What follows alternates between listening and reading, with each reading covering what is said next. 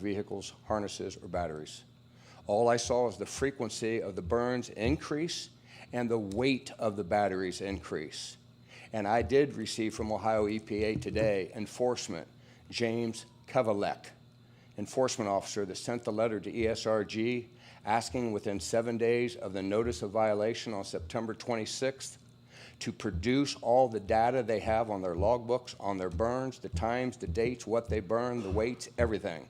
Also on water and their observations there on collecting wastewater out of the basins and how they disposed of that and was it done properly with the right transporters. So when I looked at that data today from Ohio EPA, I was appalled. What Mr. Hampshire complained about on July 27th of this year when he sent his employees home, in the data logs from Nick Warner at ESRG, what was lit up at 10:04 that morning was a 40,000-pound battery. 40,000 pounds. It burned till the next morning because Brad Hampshire told me today his employees came in on the 28th at 6 a.m. The fire was still burning. How could we not be watching this for almost 6 years? The data I got today was only for 21, 22, and 23. I've asked Ohio EPA to ask ESRG for the data for 18, 19, and 20. How did this happen? The weight of the batteries on that example was 40,000. The total weight on all the batteries tested in 21, 30 or 40% of them resulted in fire, just not off-gassing, but fires. In 22, a higher percentage of batteries were burned, and it was fires. And then in 23, also a lot more fires. In rough numbers, 20-some fires were lit up in 21, 30-some batteries were lit up in 22, 65 were lit up in 23. Not only are those fires of magnitude of 100,000 pounds of batteries in this year alone. Let me repeat that. 100,000 pounds of batteries this year alone. How did we fall asleep at the wheel, folks? How come, I bring it up in 21, I bring it up in 22, I bring it up at commission, formally in front of you all. How come no action was done? Can anybody answer that? I guess not. No, can't. Thank you. Thank you. Thanks, sir.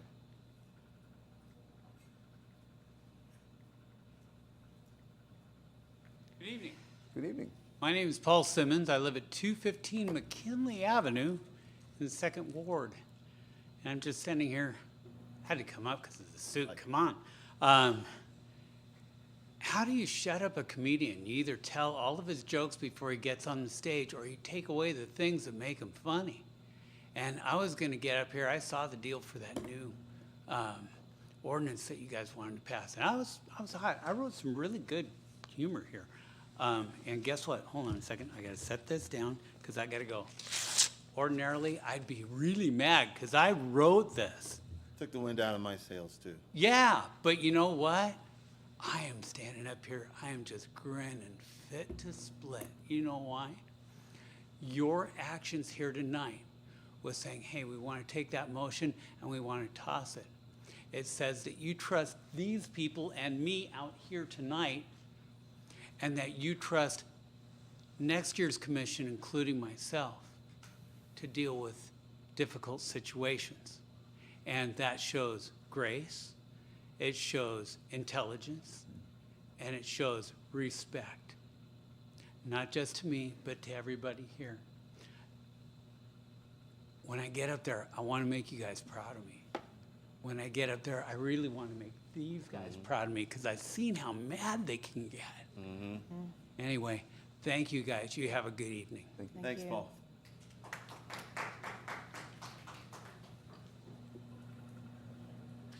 Thomas Homan, 1803 Nicklin Avenue. I just wanted to echo the presentation from the Child Advocacy Center. I recently was on the Miami County Grand Jury for our last session, and we got to see, I don't want to say fortunately, but unfortunately, we got to see a lot of their great work with the forensic audits. And I just cannot stress how great that organization is for Miami County. The just tremendous benefit of those forensic audits with children who are victim of abuse, getting those advocates to ask them questions in a way that's comfortable, making sure that they're not further harming the child at all. And then having the advocate come to speak to the grand jury, to speak to the officers, and explain what happened in a way that, again, makes sense, and getting stuff in a way, getting that information, that very delicate information in a way that doesn't cause further harm. The grand jury that I was with, we were all very impressed with the advocates that group sent. All the officers that were involved in those cases, they couldn't say enough good things about the Child Advocacy Center and those forensic audits. So I just want to re-stress to the community that it's a very important organization to have. We're very lucky to have that in Miami County. They do a lot of great work. Anywhere that the city, whether it's law enforcement or the school system, has the opportunity to engage with them in programming and training, take it.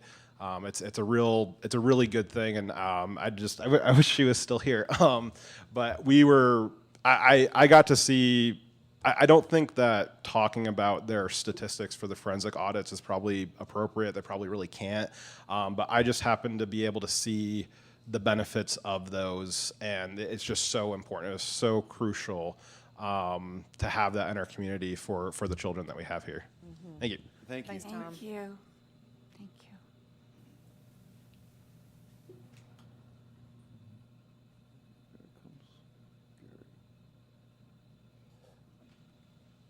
Gary Koenig, 5 Peregrine Place, candidate for 5th Ward Piqua City Commission. What I'd like to address first, there are actually 2 topics, and then I'm going to add another comment. But the public comment says, normally these are, as you go through each agenda item, they open it to public comment. This is speeding this. Oh, we're still doing that? Yeah. Okay. Then the way this is written, I like the old way where it said, regarding agenda items, issues are to provide information. So when it gets to the public comment, because that opens it up to beyond just agenda items and additional That's what information. this is. That's what this is. Okay, well, We moved the agenda, we moved public comment from near the end of it, before the city manager's comments and commissioner's comments, up to now. And when we go through each agenda item, we can comment. You can come back up and comment on each agenda item as well. That's all we did. okay, and but on the public comment, the actual verbiage says it ends, this is an opportunity for citizens to address the city commission on agenda items. Potentially in the future, consider adding regarding agenda items, issues, or to provide information. Sure. Because it gives it It is. a It more is all-inclusive. all-inclusive rather than just agenda Exactly. items. Okay, that's one comment. The other comment I was going to address, Keep going. I'll wait until the actual agenda item on the investment policy. Okay, Thank you very much. thank you.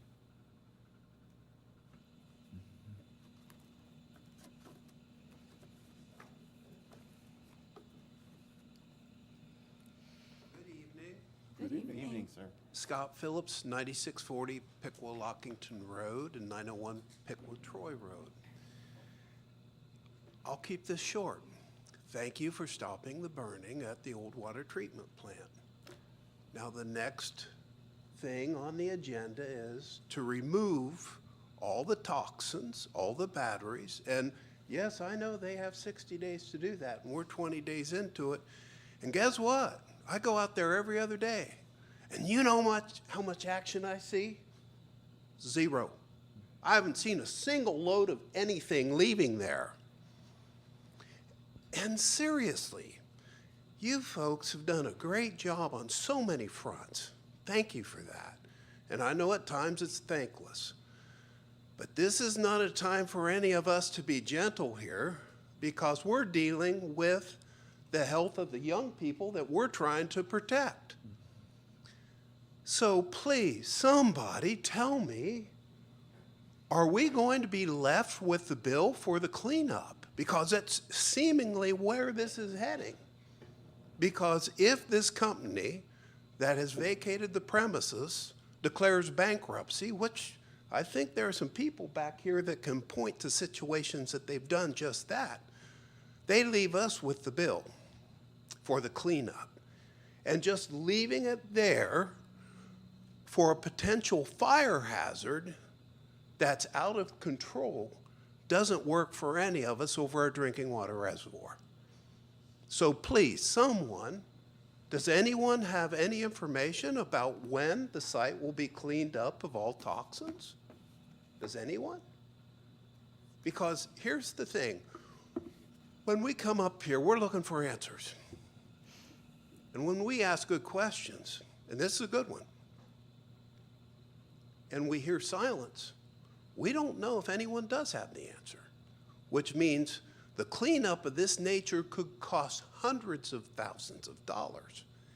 And if that were to happen, with our new financial manager from Dublin, and by the way, I love your city. You've done a great job over there. It's fabulous. I was just over there today. He knows what he's doing. Where are you going to find $500,000 for a toxic cleanup that's not in the budget? That's what I'm worried about. Somebody keep an eye on that site because it's not getting cleaned up. Keep an eye on it. Thank you.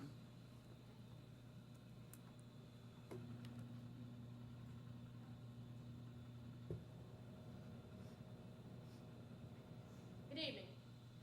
Mary Simmons, 500 South Downing Street. I have a couple comments, and I'd like to share something. I have a screenshot from a tweet from Nick Warner.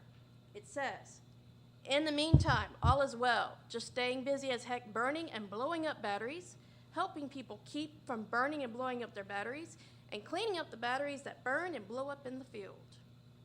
So that field's right there by the water, right? So we're still looking at contamination. This is not cleaned up. This is not done. And we are not done. We are looking for leadership to help us. We don't want to be at each other's throats. We need help. We need help for our families, for ourselves, for you. Do you live in the city? Do you want to drink that water that's possibly contaminated? Look at Camp Lejeune. What happened to Camp Lejeune, North Carolina? Look how long that took.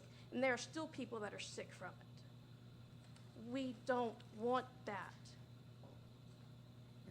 It's very concerning. And you're sitting there saying that the EPA, I called them myself. They said they're still testing. I talked to them. I called the Ohio EPA. And I'm sorry, I forgot, I didn't get the name. But they are still testing. It is not done. This is the, what's the word? The flare that comment had, like, oh, hey, we're still picking up burned batteries. Where was the concern?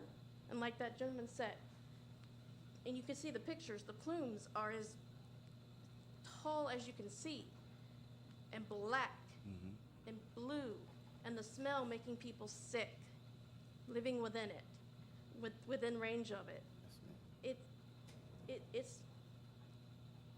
It's not good, and it's not done.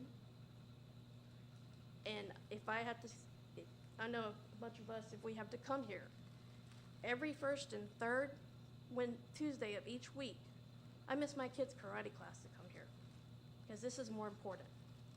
Not only to teach him to stand up for what he believes in, but to see if something's done to take care. Again, we want to work with you, but we're not seeing any action. Nobody answers questions. Nobody comes back with answers after the fact. And then we get this statement with half a dozen lies in it, because Piqua city government did not contact the EPA.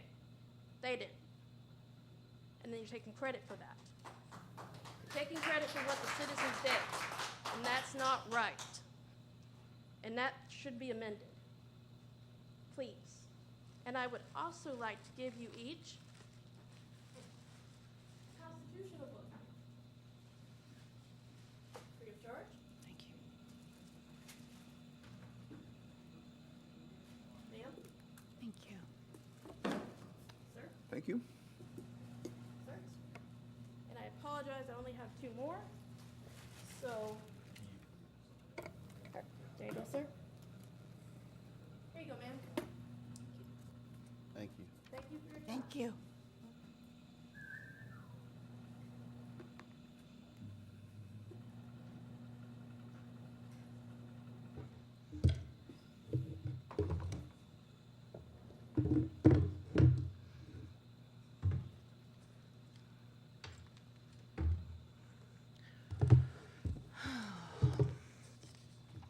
Hello, my name is Alicia Lang. I live outside of the city, and I have quite a few things that I just don't know where to start. Pull the microphone a little closer. I'm Sure. having trouble hearing you. Okay, is that better? It works Okay. better, thank you. So I don't know where to start because this is a mess. But I would like to take you on a journey down a rabbit hole I began on the 10th of this month, 10th of December. I'll actually read my email. I said, "Good morning, Brooklyn. Thank you for your help with my public records request and for speaking with me this morning. I will be on the lookout for the files associated with 9300 State Route 66. Now, I sent this email to 911 because I have pulled all of the 911 records. Okay? So I'm not an attorney, I'm not the EPA, I'm a digital marketer, and I have chickens. I would rather be with my chickens right now, but I have to be here because you have all failed us. So, in this rabbit hole with 911, I would like to share some information for the public because these are public documents. There were 62 calls from 1/30/18 through 10/16/23, roughly. Roughly 31 are about fire info, is what they classify it under. So I don't really know what I'm reading. I've never done this before. I've never requested calls. So I'm trying to educate myself through this process. So in these calls that I received, I have printouts of all of these incidents. And an interesting thing that I found, it seems that they have the address of the incident, a contact regarding any incidents, and it states Piqua Fire Department. And this one in particular, 10/23/19, says Piqua Fire Department will be doing training today. Will be smoke in the area. Now, it's hard to see, but if you can see this dash right here, okay, under that, most of these have two blocks, okay? One is special instructions or directions, and then underneath that would be call notes, okay? This one doesn't have call notes, which is interesting because what is it regarding? There's no record of what it's regarding other than they'll be doing fire training today, Piqua Fire. But the thing that just kind of struck me was under this dotted dashed line, it says directions. It says key box on gate. Alicia, your time's up. Jeff Lang was allowed to go over. You didn't pass the 5 minutes. So in 3 the minutes. spirit of Rosa Parks, I'm going to finish and not move to the back of the bus. So on these directions, it has four emergency Everyone else has to four follow emergency contacts. rule. One is Kip Smith, Eric Please be Wood, seated. and Nick Warner. These directions were added by 911 Please be on seated. 9/13/2016. Why in 2016 was 911 directed that any calls regarding this address be sent to Dalen Zartman, Nick Warner, Kip Smith, or Eric Wood? I thought this started in 2018. 2016 they added that. Please sit down. Please sit down. I can ask. Was the 5 minutes passed? No, but It I wasn't? can ask because I don't know the answer to that, and I'd like to find out about that myself. I would like to know why it's gone on since 2016. I don't know if it has, but I can ask. Okay, because I did speak with 911 and asked when the date was And that they that was said it added. Put in there. And, I have the email. I'm happy to forward it to you. yeah, send it to me. Okay. Thank you.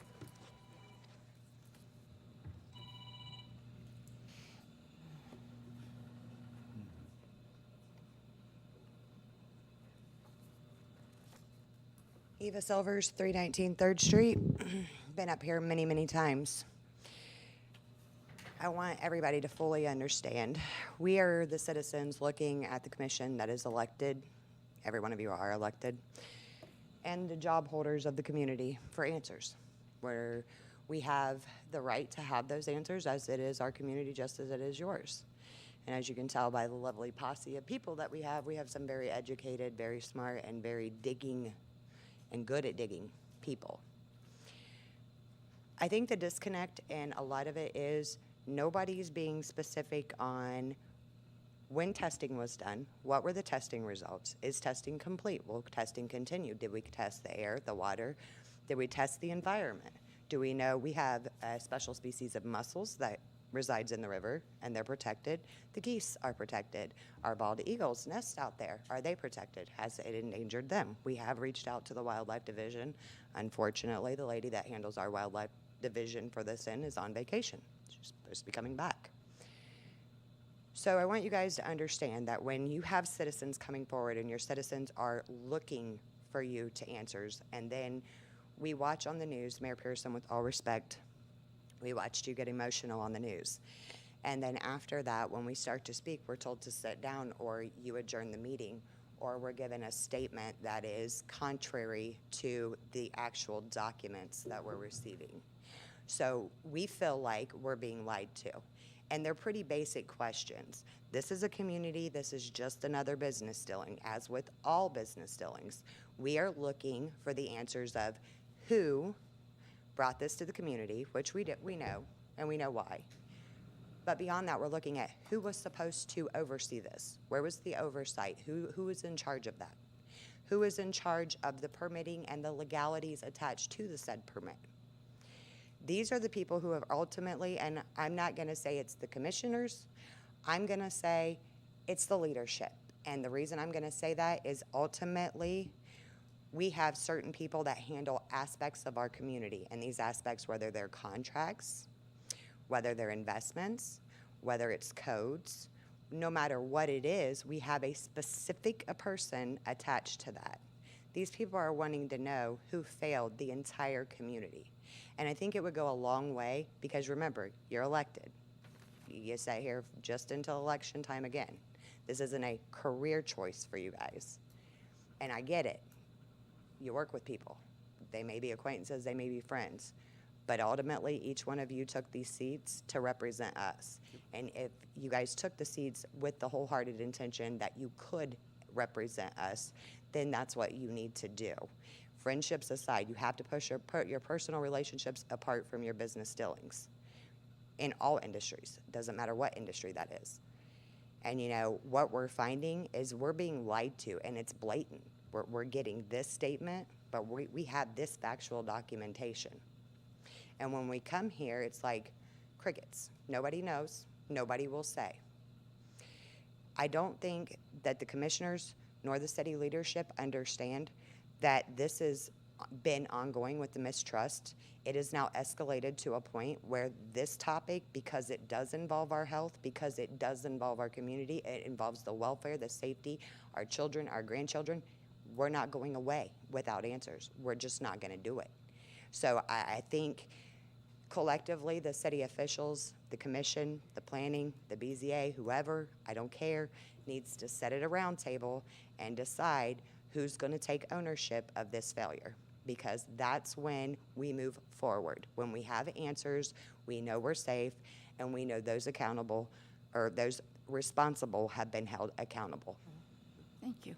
Thank you.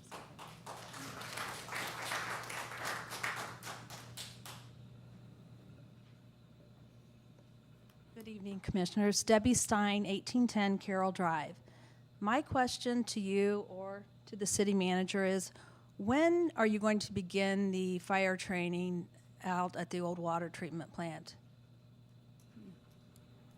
I'd be happy to answer that. It's going to be some point after November 22nd, and it hasn't been determined yet because we have to get with the State Fire School to get that date set up and commission the building. So my next question, if I may ask, is it going to be decontaminated?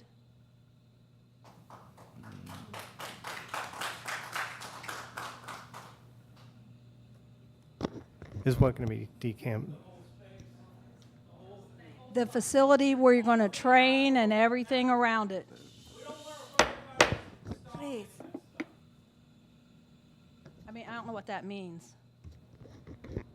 The site will be prepared, and the firefighters that are training there will be adequately protected. Do you know what companies want to clean that up, or has that been announced yet? No, it hasn't, and until November 22nd, there's really no information to give you on the site until we have that cleared up. Thank you. Well, I had a meeting with a physician today in regards to lithium ion, and I think I spoke to you about this before. That's a forever toxin. It is not going away.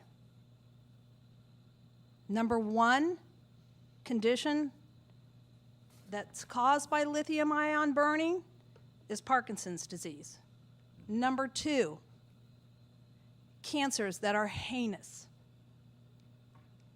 Now, these toxins are all over that training facility. They're inside of it, they're all around it, and it's got to be decontaminated. You're going to have lawsuits if people go in there, and it might be 10 years down the road before these symptoms are going to show up, but they are going to show up. Do not, please, do not let training begin there till you know, as commissioners, that it is clean and it is safe for those individuals that are going there. Please. Gotcha. That's all I have. And the other thing I'd like is that I know you're probably told not to speak. Legal reasons, I get that. But if there's any follow-up to what I'm saying this evening, because this now is public record, this is document, you allow people go in there and train, and that ground is contaminated as it is it's a horrendous liability for the city. It truly is. And if you talk to who I talked to today, you would know it. Talk to your own physicians. I know Cindy, or Mayor Pearson, excuse me. She's been in the healthcare environment. It's horrendous to hear what this does to people. So please, don't let people go in there till that's cleaned up. We'll be watching. Thank you. Thank you. Thank you all.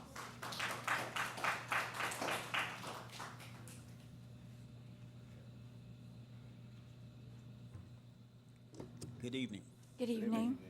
I am Larry Hamilton, and I live at 1104 Maplewood Drive. And Larry, could you move the microphone a little closer to you, please?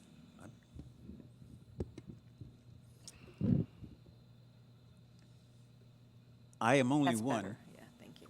but I am one. I can't do everything, but I can do something.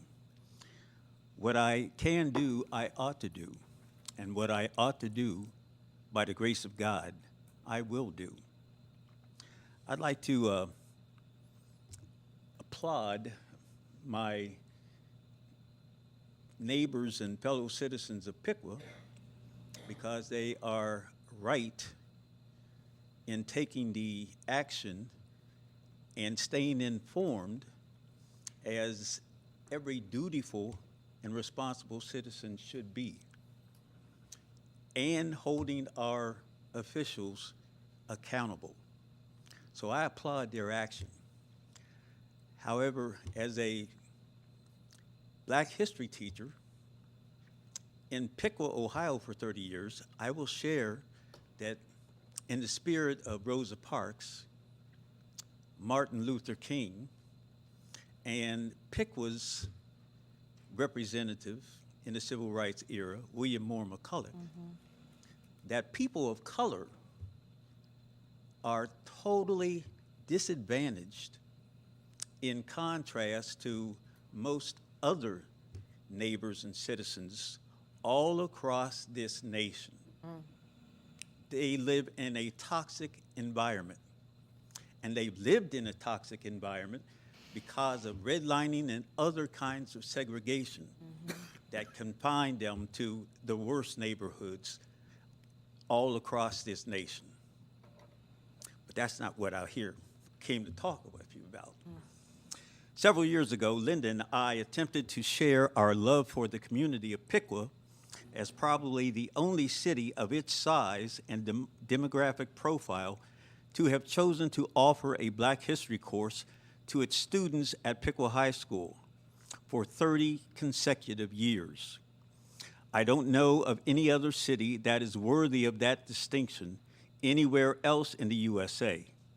And yet, the beloved community suffered a major misstep in not accepting the gift offering from two of its Black teachers who not only taught here, but have lived here, reared our children here, and proudly called Piqua our home. When I was hired from Central State University a little over 50 years ago, Piqua had labeled itself as the city of opportunity, but the rejection of that gift has led to a new and greater opportunity in response to a national culture of regression in accepting a challenge to its cooperative spirit, desire for cohesion, and localized unity for making Piqua not only a home of champions in Ohio, but because of the challenge before us, we will become a renowned city where vision becomes a reality. As a regional, national site destination for tourism, because of our will and response to the challenge, Piqua will become a light in a climate of misinformation and educational darkness in overcoming the very real trauma of stinking thinking and the projection of fear for Piqua becoming the armpit of the upper Miami Valley will not prevail here. The Sankofa effect of historically looking back and retrieving that which was being rejected but now is being resurrected could become constructed in Rossville if Piqua, with just a little imagination, can think of itself as being fired up and rising from the ashes. If the Randolph-connected communities are empowered to become resolved and resolute in their determination to use their imagination and creative impulses to link a state and national park designation to Rossville, along with the tourist destination, along with the development of Loch 9 and the Johnston Farm, then Piqua will become the #1 tourist destination location in Ohio and possibly the Midwest. A leadership role from the Edison State community could propel Piqua even higher as a community that historically was declared by the Randolph Freedmen as the place where more hospitable people live. Whose we are matters who we are. Watch on YouTube my personal vision for Piqua, and I'll close with a little prayer. Father, today I set my heart and mind on you. Give me your vision for my future. Help me to see myself the way you see me so that I can imagine and live in the blessing you have in store for me. In Jesus' name, amen. Amen. Thank you. Thank you. Very Thank you, much. Larry.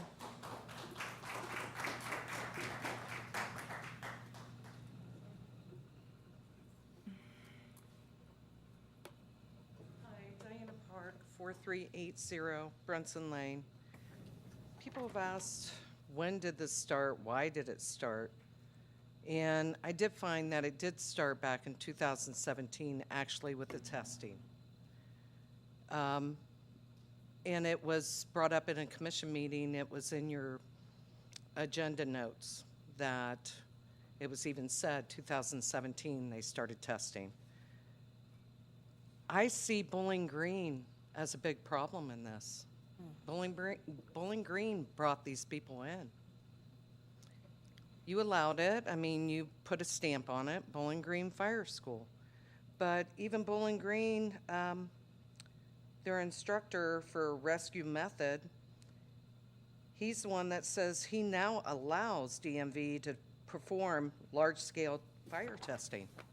So they're directing people. So now I question, we have this red building. Now what are we going to do? Because Bowling Green's still here, 20 years. What are we going to do? Because it's in the contract that they can burn lithium. They have to go. This is where it started. So and Paul, you did know, there's an email that went to you that you were CC'd and it said large. There was large items still out there. We need to get those removed. So it just stinks that this happened, but we have to move forward. So we have to admit where the mistake was.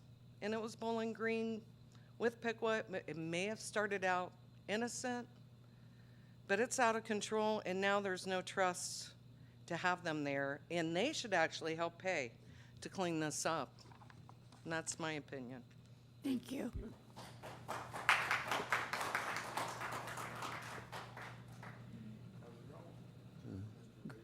Sir? David Smith, 701 Fisk. I'll just be honest with you, I'm gonna be a living nightmare to everybody in this building. Every single one of you. Your water department, dirty. Police department, dirty. This commission, dirty. That man over there blatantly comes in here and bald-faced lies to us. We pay you guys. Y'all approved all this crap going on in here. Y'all know it goes on.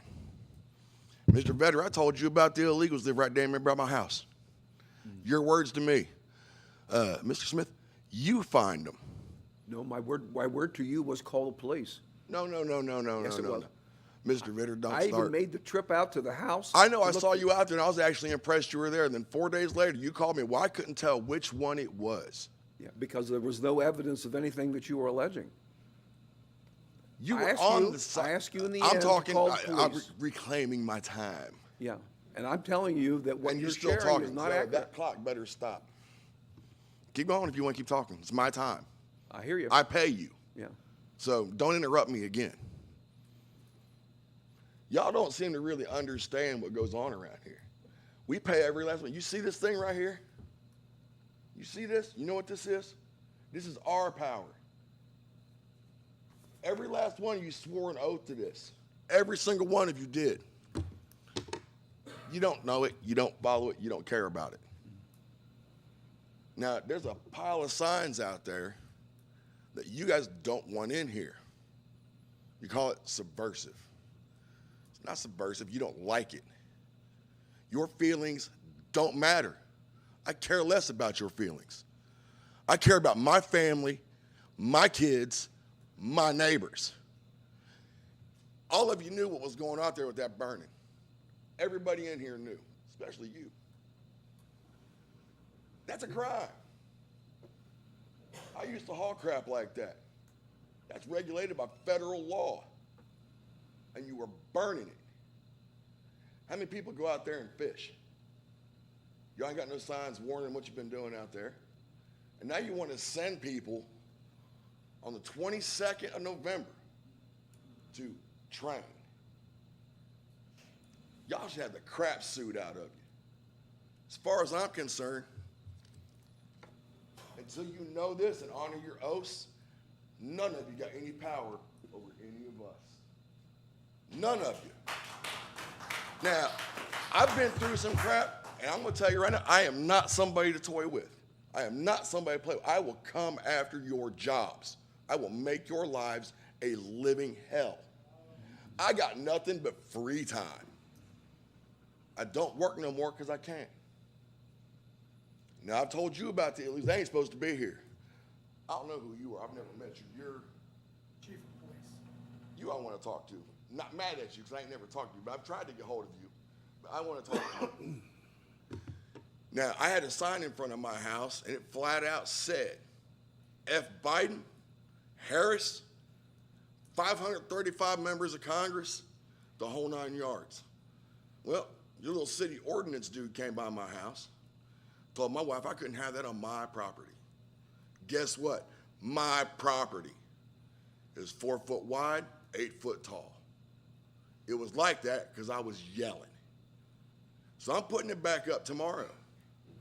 And if he comes out to my house again and tells me to take it down, I will sue the living shit out of this place because you're violating my First Amendment. Y'all clearly don't take your oaths. I don't know if you do because I've never met you. So I'm just going to leave you out of this, so don't take what I'm saying as whatever. You blatantly lied to us. Everybody. I don't know what you're saying. I lied to you, sir. That statement that you read was a bald-faced lie. First of all, I didn't read the statement, No, I don't so know I that. don't know I'm what back you're on talking it. about I'm because out I haven't here. sat here. I don't even care. You guys really got to understand something, all right? I really don't care. I really don't. I got nothing to lose. I don't own anything. I'm tired. Me and my wife left one corrupt town, came up here because we thought it was a different thing. I get here. I asked the police department for help before you were chief, I think. No help at all. Then I have a bomb in my yard because someone threatened to kill people in my house from the town I just left. First thing happens, one of your cops comes up there, tries to arrest me on my property while I'm on the phone because I wouldn't give her my ID while this thing's burning next to my van. And then 5 of her buddies walk up into my yard, try and intimidate me, get me off of my property so they can arrest me for disorderly conduct, whatever. I had to force them to take it. I found out who put it in there. And when I called your police department to tell them, the deputy chief threatened me over the phone because I don't know what I'm talking about. Now, one of these police officers, and this happened right after that cop was drunk, totaled our car. Y'all handled that man with mittens. Mittens. Oh, we treat him like everybody else. Bust me drunk driving with a gun. You gonna put me in the front seat of a cruiser, no cuffs? No. You gonna drag me into the police station, let me wander around all free, do what I wanna do? No. You gonna cuff me, fingerprint me, throw me in a cell. Didn't happen with this guy.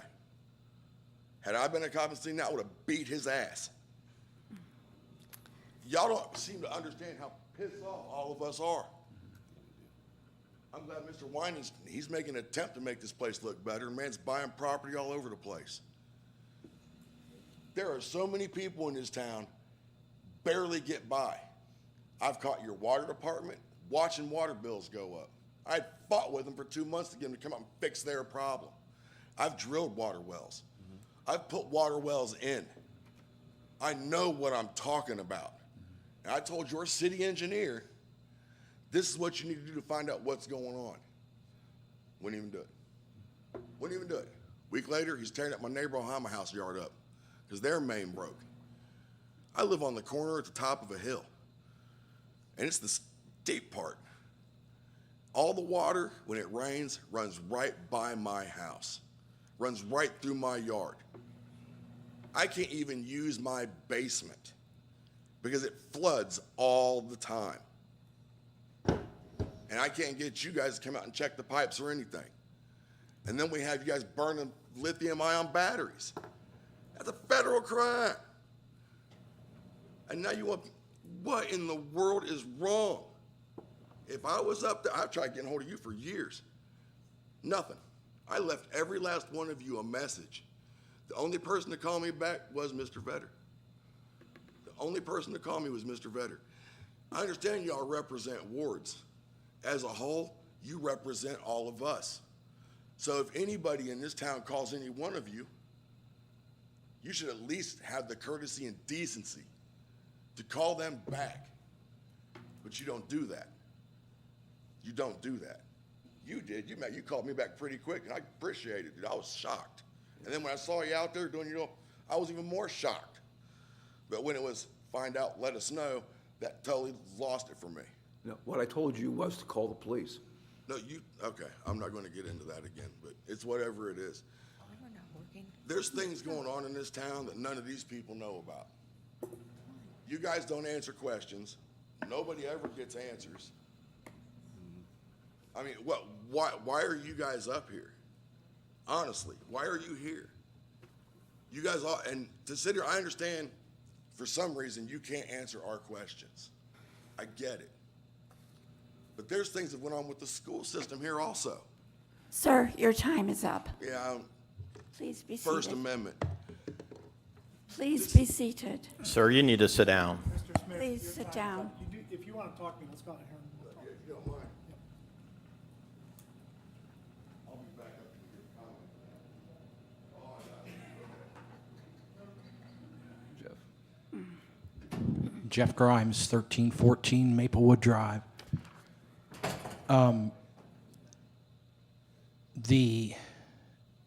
I demand that the old waterworks should be a crime scene. It should be shut down. Possible criminal charges should be filed against this company. Possible criminal charges should be filed against other people that are responsible for this. And the Piqua, Ohio, the update that you put out is a slap in the face to everybody in this town. Let's read it. Update on Piqua Public Safety Training Center. That's pretty much how we got into this to begin with. It's not a Piqua Public Safety Training Center. Let's call it what it is, guys. They're burning lithium-ion batteries, and you guys are inept. And you had no clue, or did you? So that makes it even worse. The city of Piqua is a safe, livable, and welcoming community with a proud history of fostering economic and community development initiatives while providing solid fiscal management. There is no higher priority for each member of the City Commission and the staff leadership than to protect and serve our residents and businesses.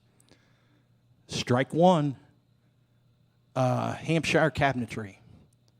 All the people that are possibly going to get sick over this. I showed you pictures, and you blew me off, and you passed it, their releasing of it in one reading. Then when the news is here, you got crocodile tears. Chapter 2. Beginning in 2018, the city of Piqua entered into an agreement with Bowling Green State University, State Fire School, to provide beneficial fire safety training for our fire department and other regional fire departments. What did we benefit?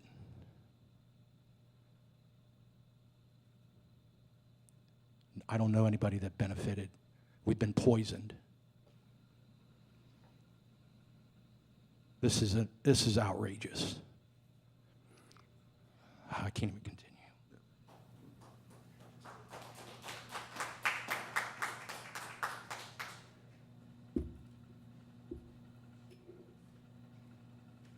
Chuck Starrett, 4244 West Deming Road.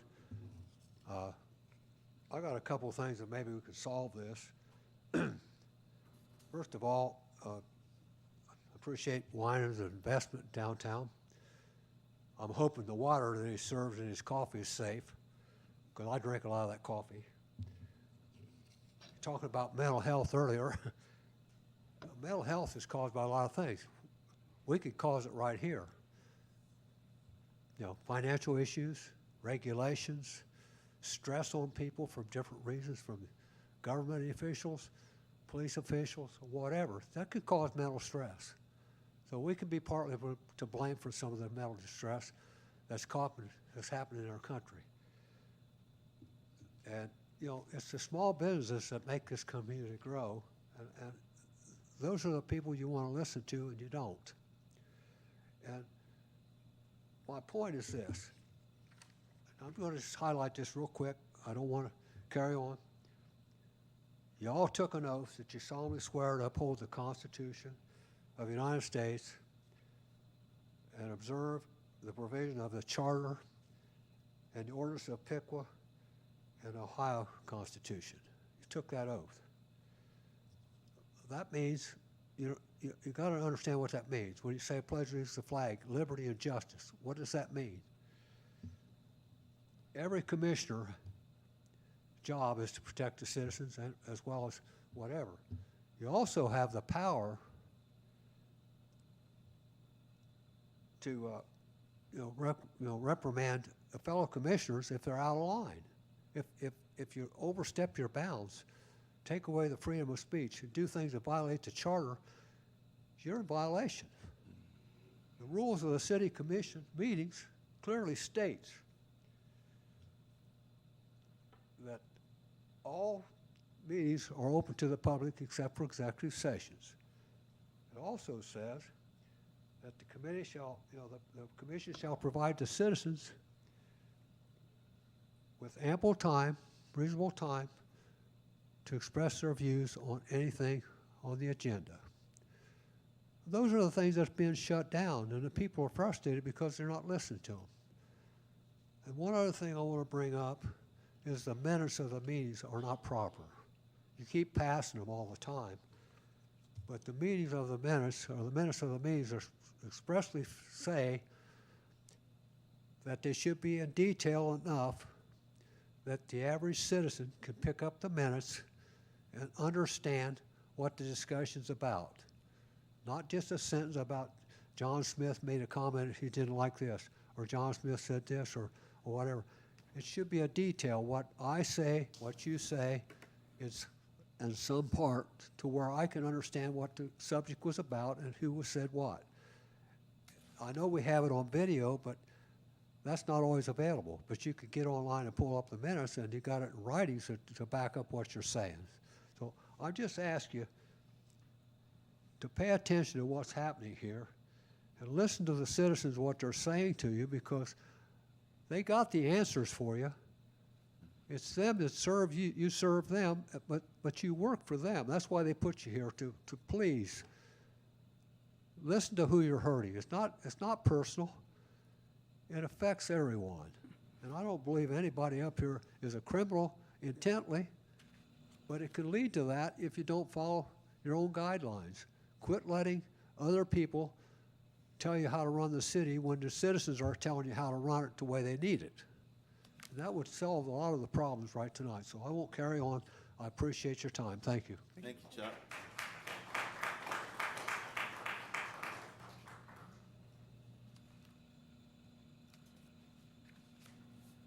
Good evening, Commissioners. Melanie Walker, 526 North Wayne Street.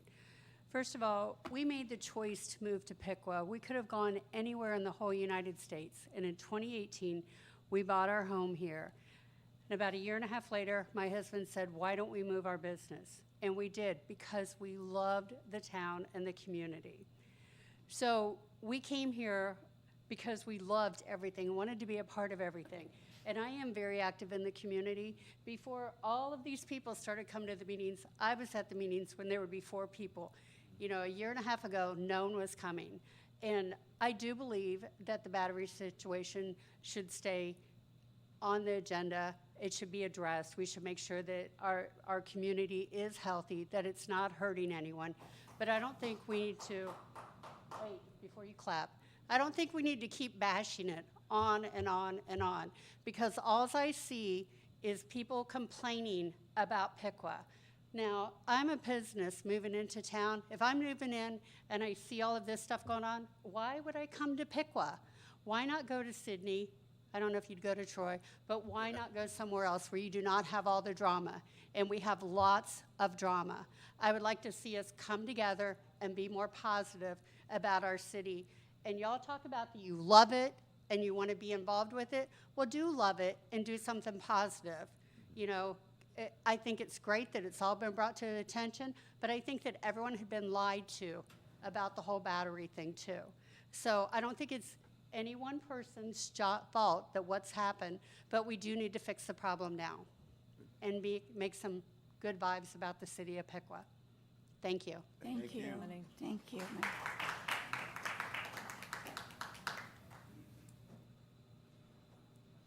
If you could fix the 3-minute rule there.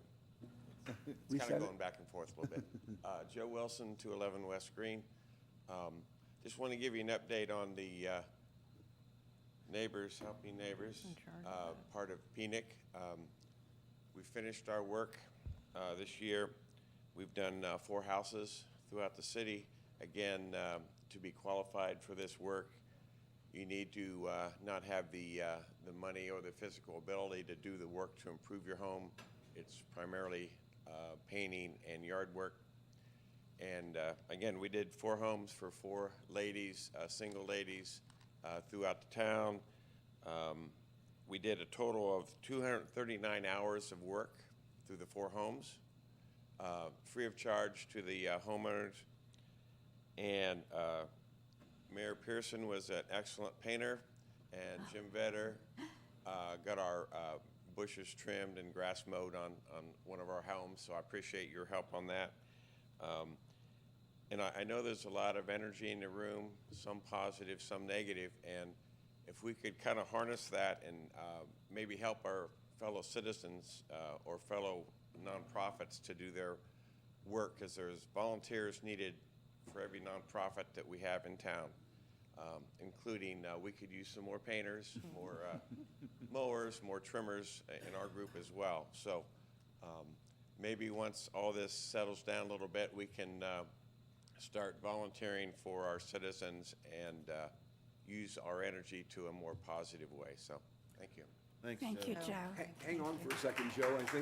I think the public needs to appreciate the amount of time and energy you've put into this project.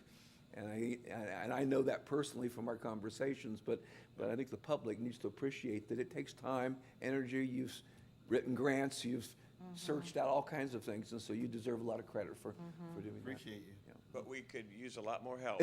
That's our biggest weakness now. We've been able to get enough money from various sources, enough people that needs the work, but we're always short on people. So anyone who has an interest, not this year, but next year when we start up again, we'd love to have either individuals or companies or groups to help us do the work. And you don't have to be skilled. We'll show you how to paint, how to pull up a weed, and put a brush in your hand. So, Well, the 4 people whose houses you've affected, I'm sure are grateful, and the city is grateful as well.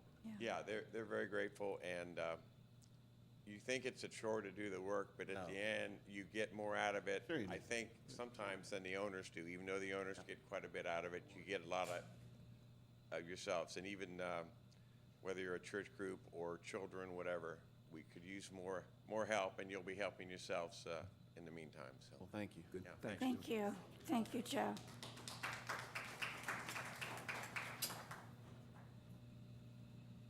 Josh Blackshire, 1301 Spruce Street in Troy. First off, I just want to thank you all for, withdrawing that ordinance. I think it was a wise move, and yeah, it was good. So, Gonna pass. so anyway, I wanted to talk about a little bit on this battery burning. I know a lot of people here have been casting some blame. A lot of it's going your way. A lot of it's going their way. Ultimately, I think you guys aren't a regulatory agency. I think this all falls back on the EPA and RAPCA, and more so RAPCA, which brings me to my point that, I know the EPA has suggested that no testing needs to be done further at this time, but they've already dropped the ball once. In my opinion, bring in a third-party company to come and do I don't know what kind of site assessment, I'm not an environmentalist, but have them do whatever the full barrage of testing is, send ESRG that bill. I can only assume Mr. Patrizio is not here, but I assume standard form lease, it's gonna have stuff in there that said that they had to obtain all the permits necessary. Clearly, they didn't, which in my opinion, generally that's a breach of lease. So at that point, you can chase them for all these expenses, and I would do that. Last thing I wanted to say is just a shameless plug, but I've started this new website called Talk Piqua. I've been pushing it pretty hard on Facebook, but I just want to tell all these people out there, you know, Facebook's community standards stuck. Come to talkpiqua.com and you know, participate. We need some help. So, thank you. Thank you, Josh.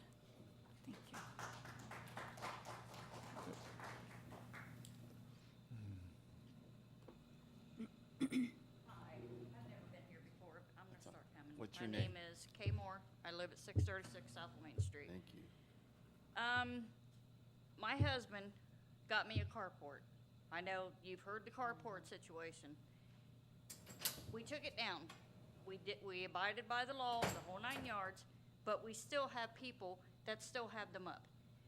He did that for me because of the weather elements. Yes. And now I don't have that. But yet there's still people that do. They told us that they were afraid it was gonna blow away. Did you ever see the damn stakes that go into the ground for them things? It wasn't going nowhere. But they made us take it down. And I just wanna know when the other ones are gonna be taken down. I lost mine, so, and you know, that helped me a lot. I'm not getting any younger. That's it. Thanks. No, I appreciate Yeah. that. 636 South Wayne. South Lane, thank you. Raises a good point.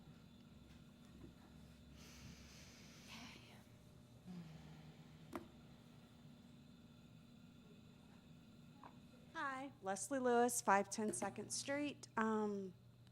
The road repavement that's gone on in town, Wood Street is great. Candlewood, Amherst, Clark suck.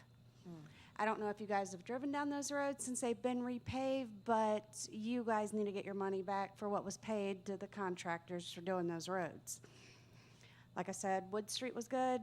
The rest of them that I've driven on, I'm gonna lose a tire on the manhole covers and stuff.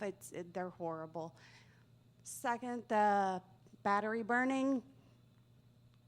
What long-term health issues does this have for me, my husband, 3 of my 4 kids that live here in town, 2 of them grown and away from home, and my grandchildren that live here in town, my 2 grandbabies, 5, 10, 15, 20 years down the line? What all are we going to be facing because of the contamination from all these batteries being burned in our backyards? No one knows. You guys need to be pushing them to be testing the site and having the EPA in there testing anything and everything that comes and goes and travels through our town. Thanks. Thank you. Leslie.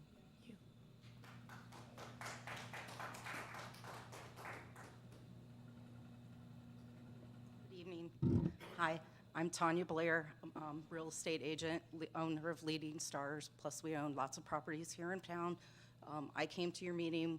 I've worked with Chris. We were trying to do the rental ordinance thing. Get you to work with me We some were more. at that meeting, and I want to thank Paul for following me out that meeting, because if he wouldn't have followed me out, I would have left and not come back. But something in my gut said, you need to come back, and I did. And when I did, I heard that you guys were going to pass that ordinance with 1 vote. And I looked at each and every one of you, and I told you, you need to do your research. But I want to thank them, because they did it. They did their research, and that's why we're here today. I don't think anybody wants to fight. We want everything that's the best for our city. And that's what everybody needs. We need to come to something where we can all work together and make it that we're really working together, not just, okay, we're gonna work with you on the rental and then it passes anyways. Because we felt like you weren't really even trying it, so. Well, But that's a different subject, so I had my time. Like I said, thank you, Paul, for following me out because it gave me that gut feeling that something was really wrong. Thanks, Tanya.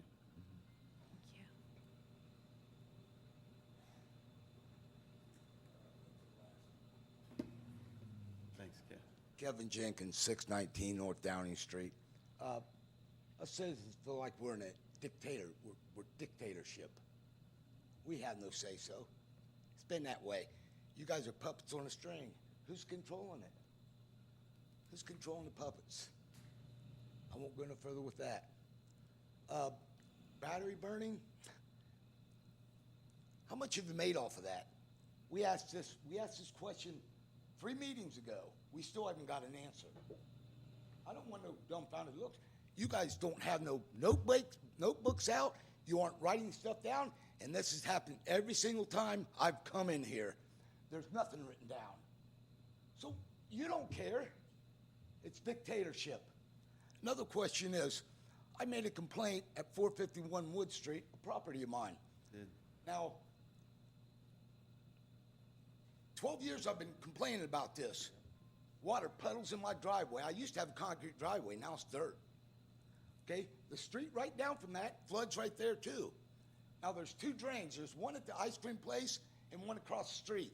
The other drains are across the street from one more on that block and that block at the intersection. Somebody did come out, one of Jay Johnson's, Shane Johnson's comrades. He looked at it, he said, yeah, we do got a problem. He said, we're gonna have to put a catch basin in. Well, I'm all excited about that because my foundation on my house has dropped almost 3 inches already because of it. Okay, so then a week later, the street's being paved. Now wait a minute, where's my catch basin at? So I called Shane, you know what he said to me? That'll cost us $400,000. I said, take it out of your water fund. You got $6 million in there. Didn't know what to say about that, did he? Why wasn't it done? Why wasn't it done? What do I have to do? What do I have to do? Who's going to pay for my house when it drops even more? And I've been complaining about this since I bought the house. You said No, something. I still ain't got an answer from Shane Johnson. I still don't have an answer. And I'm sure you're not going to put a catch basin in there like you should, because it costs too much. It's not on your agenda. Your agenda. Because the money's, another thing I got going on, who's paying for the water? Who's paying for all the dirt movement down at the brewery? Who's paying for all that dirt movement? They own the land, not you. Who's paying for it? That's a question I'd like to have answered right now. Come on, somebody's got an answer.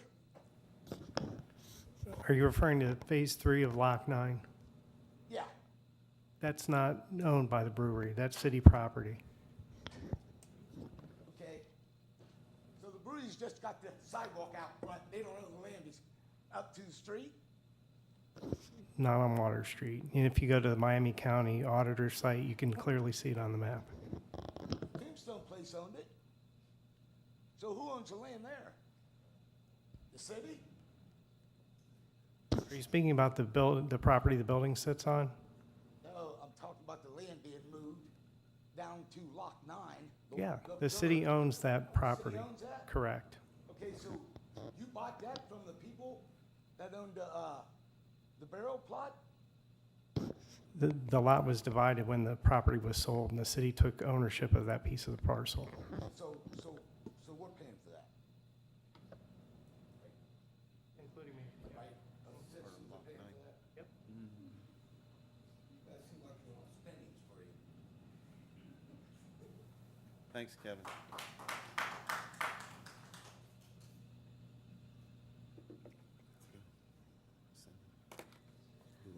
We will be moving on to old business. Ordinance number O-12-23, third reading. I'd like to have an answer on Wood Street, please. We'll get with you. An ordinance declaring the improvements to certain parcels of real property to be a public purpose and exempts from taxation, establishing a tax increment equivalent fund, and providing for the collection and deposit of services payments into that fund, specifying the public infrastructure improvements directly benefiting the property, and authorizing a development agreement with Ascend Wellness Holdings. Chris? Hi. Hi, all. Hello. My name's Matt McKenna. Welcome back. Nice to see you guys again. And I'm Kip Wallers with Ice Miller, Ascend Wellness's counsel. I'll keep this brief. I know you've heard this spiel twice already. We believe this redevelopment will be beneficial to all the adjacent properties. It'll also give them access to the utilities. What was I going to say?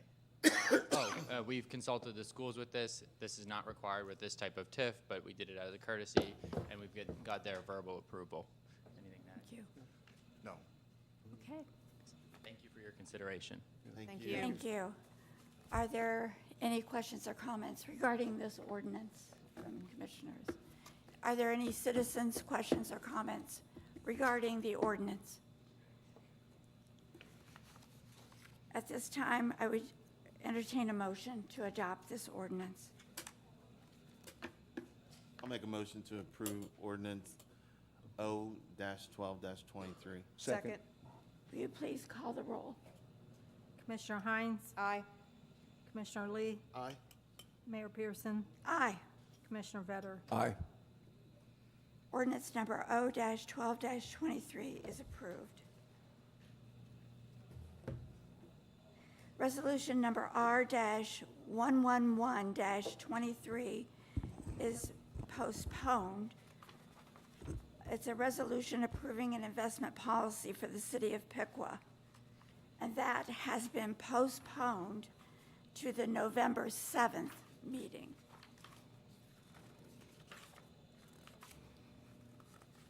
We don't need to do a motion. I don't believe we need a motion. Yeah. I'm just kidding. Resolution number R-118-23.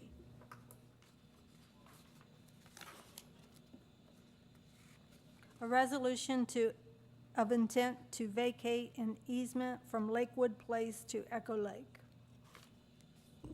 Good evening, Commission. This item is in response to an application received requesting the vacation of the subject easement area.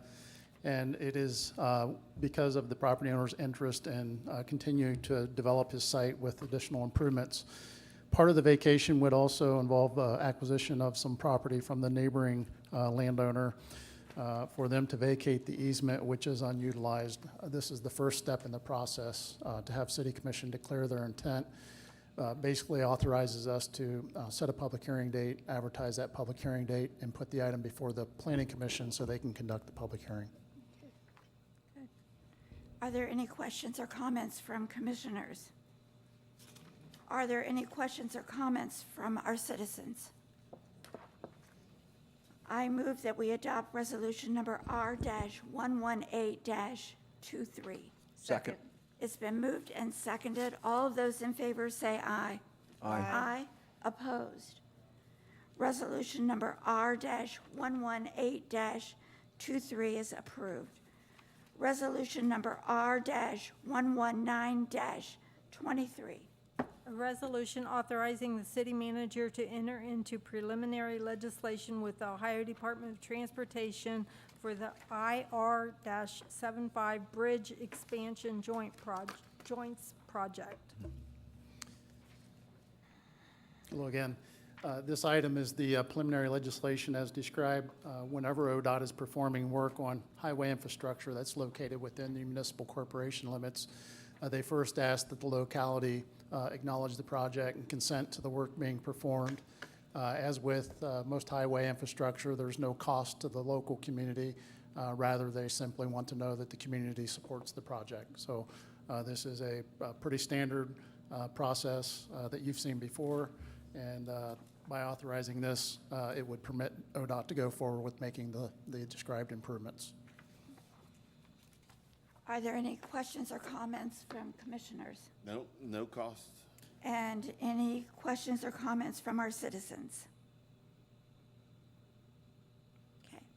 I make a there a motion, we approve resolution number R-119-23. Second. It's been moved and seconded. All of those in favor say aye. Aye. Opposed? Resolution number R-119-23 is approved.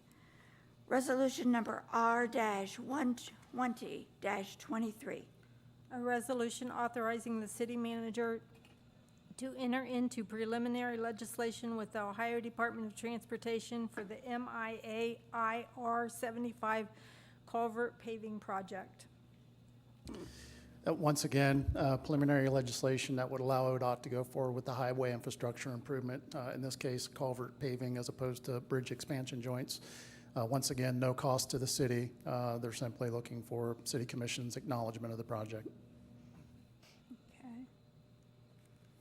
I move to adopt resolution number R-120-23. Second. It's been moved and seconded. All of those in favor say aye. Aye. Aye. Opposed? Resolution number R-120-23 approved. It's time now for the city manager's report. Good evening, Commission. I have an update on the Main Street capital improvements. What you'll see is the week of October 23rd, the contractor will be out there removing street trees from the streetscape. They've grown beyond service life and they're shadowing the buildings, creating a mess downtown. They're the wrong species. They'll be replaced with new street trees. It looks like it's scheduled for November 1st through the 3rd, weather permitting. Again, that completes the first phase of some capital and maintenance improvements downtown that include design for pedestrian enhancement and truck traffic calming. They'll be complete design over the winter and it'll be bid out for spring construction and be completed in 2024. That's end my report. Thank you. All right, time for commissioners' comment. Commissioner Hines. Yes, thank you, Mayor Pearson. Just a couple comments. I thank Kathy Sherman, who left, for being here and just talking about all the good things going on in our city and businesses coming here, businesses thriving, Wilson Riser, obviously Elite. You guys are here a lot for our commission meetings, and we appreciate those especially that come into our community and call it home. Thank you very much.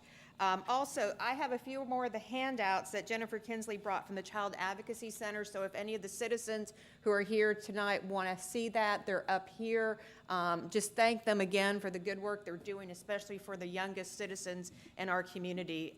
They are doing some really, really good work. And I think that is all I have. Okay. Vice Mayor Lee. Well, a question for the city manager. Are you able to contact Mr. Jenkins and find out what the exact problem is at 451 Wood Street? I've already sent a text to the utility director and we're in the process of getting it correct. I'd like to remediate his problems. And if you could find out anything about the text that Alicia Lang was talking about, the dispatch card, and get back with me, I'd appreciate that, because I'd like to know when we were in business with them. I'd appreciate that. And I appreciate my fellow commissioners understanding that the ordinance changing the rules, it just probably wasn't going to fly for a lot of good reasons. For me, it wasn't going to fly because it would start now, but then it would impinge upon the next commission, and you guys saw the light to that, and that's great. And people have a right to come up and voice their grievances, and I don't mind listening to what they have to say, and I wouldn't be up here otherwise. So I'm willing to listen. I'm here to serve. Want to do more. A lot of people out here tonight said, hey, let's get back to doing business, and not gnashing together, but coming together to serve the citizens. Let's do that, all right? We've got a rental advocacy program that's going to start. I need people for that. I'm willing to meet with people weekly if we have to address and to voice if they have grievances that they have, to someone that will listen to them. If it takes a weekly meeting, I'll do that. And I'll get in touch with the people that need to be getting in touch with and have them report back to them so they can get answers. We need to come together. At some point, we have got to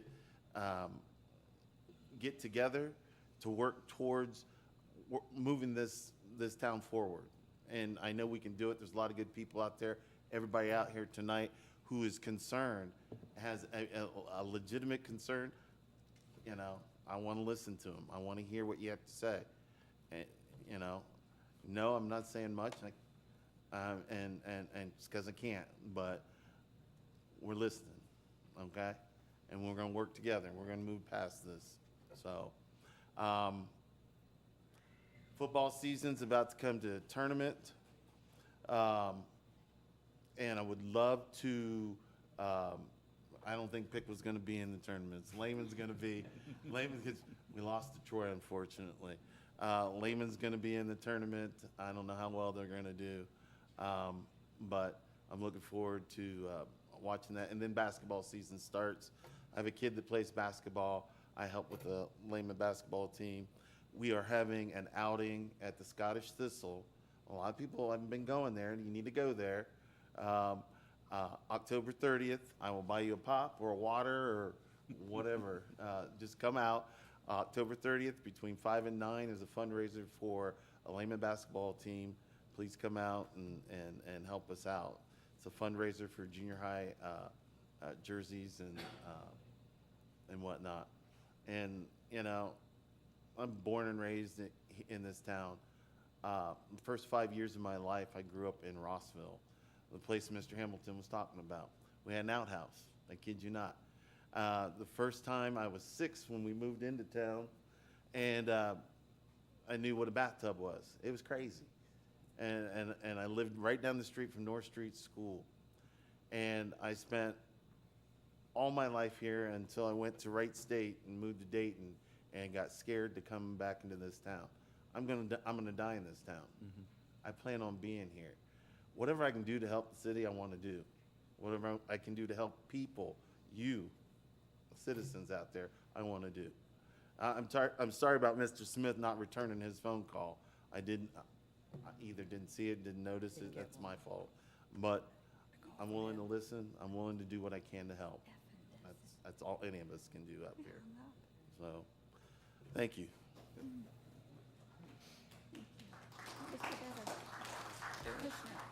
Yes, thank you.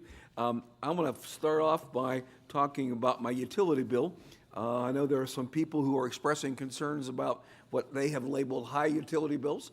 And my comment to them is, let's do some homework. I think that when I look at my utility bill, and I was on the original Stormwater Exploratory Committee now a number of years ago, and my current stormwater bill is $7. And I think that is very comparable to the community. I know that we have instituted an increase in that. So stormwater for me is not a terrible concern. It is a federal unfunded mandate. And I think we've tried to make that as easily accomplished as we can. And so I'm happy with stormwater. The refuge, I think we've instituted a new system of individual workers with a truck picking up trash and those kinds of things. I'm hoping that we will receive at the end of the year kind of an update on how that's going, and I know we have some equipment costs in that, but again, when I compare what we do in terms of picking up extra trash and other kinds of things, I see that as reasonable. When I attend the electric utility meetings that we do monthly, I am absolutely convinced that we are being managed by a talented, dedicated staff in the electric utility department, and we have one of the best electric utility rates in the city, in the area. If you have the unfortunate opportunity to either be a customer of AES or one of the other systems, get used to your 6% increase, because you're going to get it, but you're not going to get it here. Nope. So I think I'm pleased with that, and I would encourage people to attend the public meetings for the electric utility. The place where I think we are struggling is with water and sewer, and I think we know the reason for that. We built a new water plant, and we're paying off the water plant, and I think that's the issue. So my suggestion to anyone who's concerned about your utility rates, first of all, use your new utility bill and use it to analyze, and then if you have special concerns, attend the utility board meetings. We have citizen oversight for those kinds of things, and I think that's an important activity that you can do. The second thing is I'm going to give an update on the killing of animals in my neighborhood. We have now killed an opossum and a raccoon, in addition to 7 cats, trying to cross the street. And so we've had continued issues, and I'm a big supporter of the spay and neuter program that we are instituting in the city, and hope that will continue, maybe even expand a little bit in next year's budget. So looking forward to that. I want to say that I am absolutely not going to use graffiti, foul language, obscene language in any of my dealings in city business. I'm absolutely opposed to that, and I think I need to make that statement, and others should make it as well. I continue to be interested in a first-time homebuyers project. Absolutely convinced that in my neighborhood, that's one of the ways that we're going to help us move from being a slum and blighted section of town to a more affordable living place. And I'm a big advocate of that, and we have talked, and I think we're not quite ready to institute it, but I'm certainly advocating for that. The last thing I want to announce is that we have scheduled the first conversation about what I'm going to call a shared project, and that's the Hance Pavilion. I think I'm absolutely convinced that this is not a city alone driven project.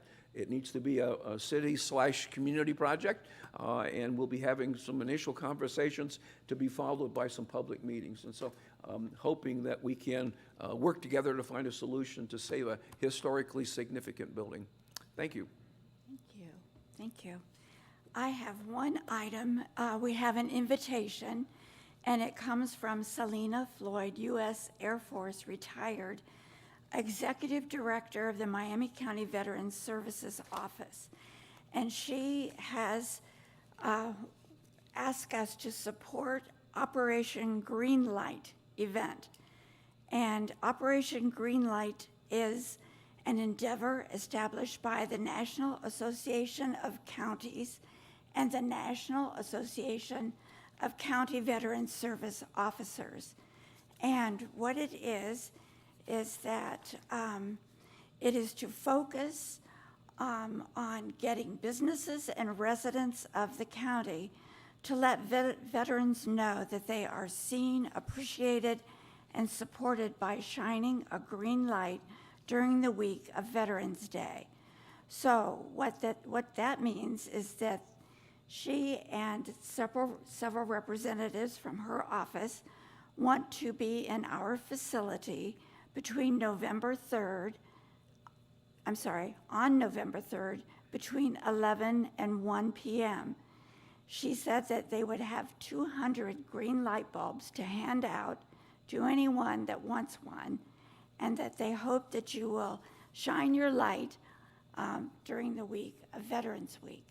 So I hope you stop in and pick up your green light. That's all I have. I'd entertain a motion. I'll make a motion to adjourn. Second. It's been seconded, moved and seconded. All those in favor say aye. Aye. Aye. Opposed? We are adjourned. Thank you all. Diana, this glass has a chip out of it. Hey. Utility, I'm your utility board chair. I know.